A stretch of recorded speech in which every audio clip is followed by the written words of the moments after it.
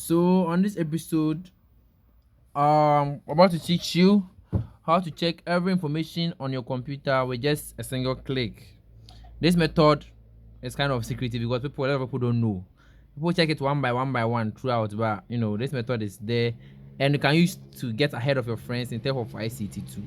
So first you go to the search button or you open any WordPad or any word editor like Microsoft Word, any word editor you have. Let me open my own WordPad. I choose WordPad or Notepad or anything. So you open WordPad and you type just anything inside it. So anything like this. Then you save it, right? So maybe Control plus S or you go to File and maybe Save As.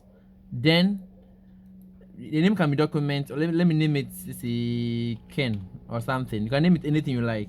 Then at this point you bring a dot. That's the file extension name. There are two parts of a file. We have the file name and the file extension name. Now the file extension is start with the dot. So the dot and the extension name should be NFO. NFO.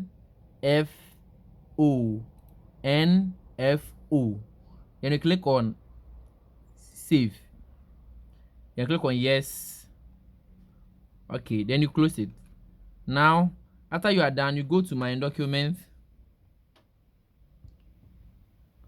Then that's document.